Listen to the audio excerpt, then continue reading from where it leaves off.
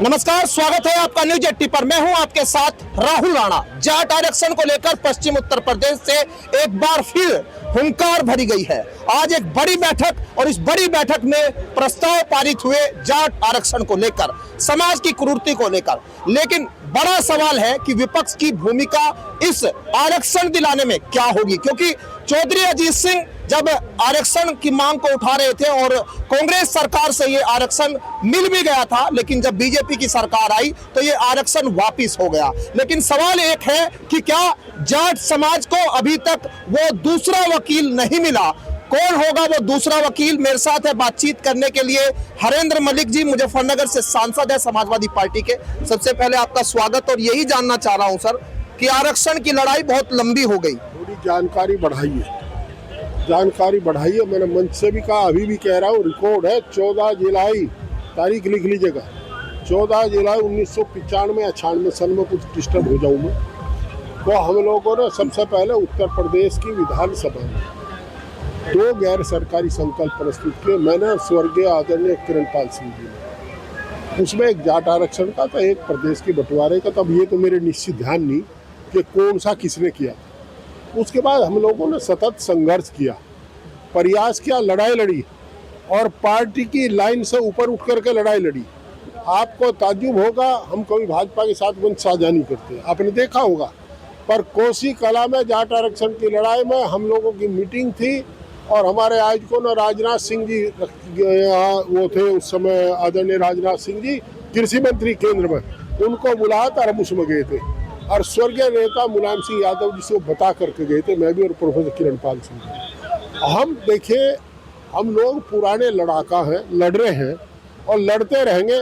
उन्होंने हमें जिम्मेदारी दी है, दायित्व दिया है। इस जिले के कमेरों ने हमसे को दायित्व दिया है, कोई सी जाति का हो, कोई से धर्म का हो, कमेरों की लड़ाई लड़ेंगे। और जहाँ तक जाट आरक्षण की बात है, आरक्षण की लड़ाई पहले से लड़ते रहे। भारतीय जनता पार्टी के शासन काल में गलत तथ्य प्रस्तुत करके ये कोर्ट से खारिज हुआ। मैं भारत की न्यायालय का सम्मान करता हूँ, न्यायालय पर क्वेश्चन मार्क नहीं लगता। हमने तथ्य क्या प्रस्तुत किए उस पर क्वेश्चन मार्क लगता है।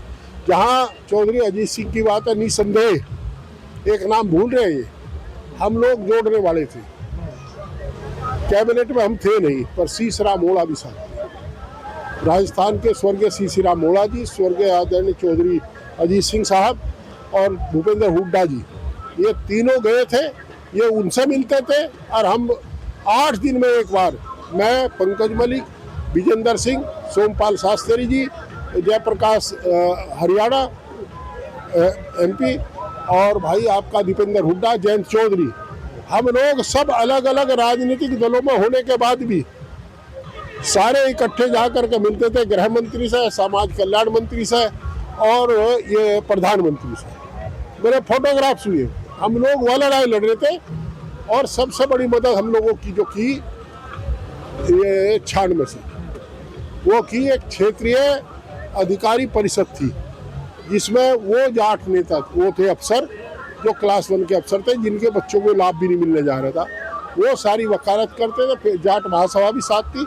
सभी लोग जिसका जहाँ होता, जिस तरह किसान के घर में एक भाई घास करता है, एक भाई पानी पियाता है पशुओं को, एक खेत में जाता है, वही काम था। एक बुग्गी लोगे तो लड़ चला जाए, एक चौधरी बन जाओ शहर में, सबके एक ही काम है। और अजीत सिंह साहब ने, इसमें कोई दो राय नहीं, अजीत सिंह साहब ने पूरी वकालत की थी, पूरा साथ दिया था। और उस लड़ाई में जयंत चौधरी भी सक्रिय थे, सब लोग लगे थे। एक अमित शाह जी ने जब कहा था कि मेरा वादा है, मतलब किसानों से, जाटों से प्रॉमिस किया वो, लेकिन क्या लग रहा है कि सरकार अनदेखी कर रही है, मतलब भूल गए। ये करनाल में किसने कहा था कि मैं लठराज खत्म करना चाहता हूँ?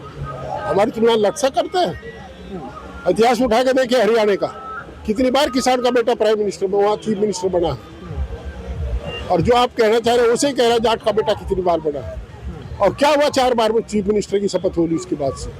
तो इनसे हमें कोई उम्मीद नहीं है। जयंत चौधरी भी तो अब उन्हीं के साथ चले गए, अजीत सिंह उनके पिताजी ने मुद्दा उठाया। बात सुनो मेरी। जयंत चौधरी अपनी पार्टी के नेता है।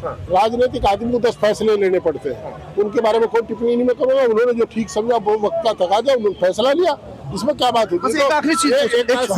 नीतीश कुमार चला गया, उसका जिक्र नहीं करता, जो कन्वीनर था सारे इंडिया का, कन्वीनर कौन था?